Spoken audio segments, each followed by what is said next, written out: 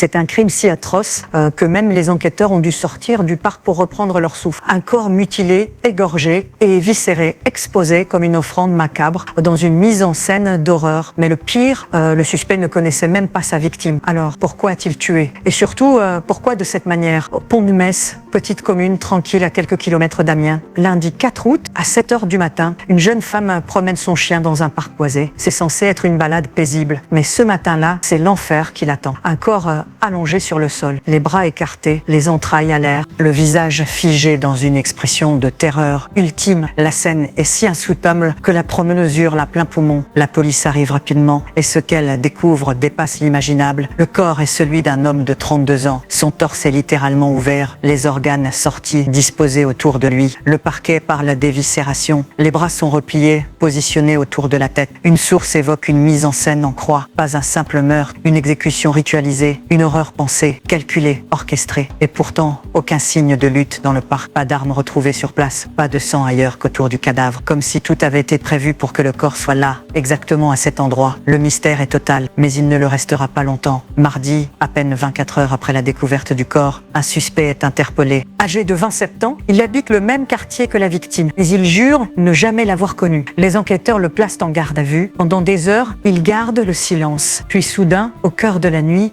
il parle et il avoue tout. Bruit de silence, pesant, mais là encore, l'incompréhension grandit. Pas de lien familial, pas de dette, pas de conflit, juste un meurtre sans mobile apparent, sans motif rationnel, sans histoire partagée. Sur les réseaux, l'affaire explose. Des centaines de messages sur X et TikTok. Certains évoquent un tueur en série, d'autres parlent de sacrifice rituel. Une internaute écrit « J'habite à 200 mètres du parc, je n'ose plus sortir mon chien. Alors, que s'est-il vraiment passé? Pourquoi une telle sauvagerie dans une commune de moins de 2000 habitants? Selon le procureur, les deux hommes ne se connaissaient pas, mais vivaient dans le même secteur. Est-ce un hasard ou une cible choisie à l'avant? Des experts en criminologie évoquent le passage à l'acte sans mobile classique. Cela peut indiquer un délire psychotique ou une frustration extrême projetée sur un inconnu. Et ce n'est pas la première fois. En France, on compte chaque année entre 600 et 700 homicides volontaires, mais seuls 2% sont aussi sauvages. Et dans moins d'1% des cas, les victimes sont éventrées. Ce genre de mutilation fait penser à Jack l'Éventreur ou aux pratiques de certains tueurs rituels observés dans les années 90 au Nigeria ou en Afrique du Sud. Mais ici, pas de signe de rite religieux, juste une monstruosité brute. Et pourtant, un détail trouble les enquêteurs. Positionnement précis du corps, pas un hasard, pas un simple meurtre de passage. Quelque chose d'autre se joue ici. L'homme de 27 ans a avoué oui, mais les raisons toujours inconnues. Les enquêteurs cherchent encore le déclic, la goutte d'eau qui aurait déclenché l'horreur. Et pendant ce temps, les habitants de Pont de Metz vivent avec l'angoisse qu'un autre drame surgisse sans prévenir. Car si ce crime a été commis sans raison par un voisin dans un lieu public, alors plus personne n'est vraiment à l'abri. C'était Monde Plus, l'actualité mondiale sans fil. Abonne-toi pour plus de vidéos d'actualité.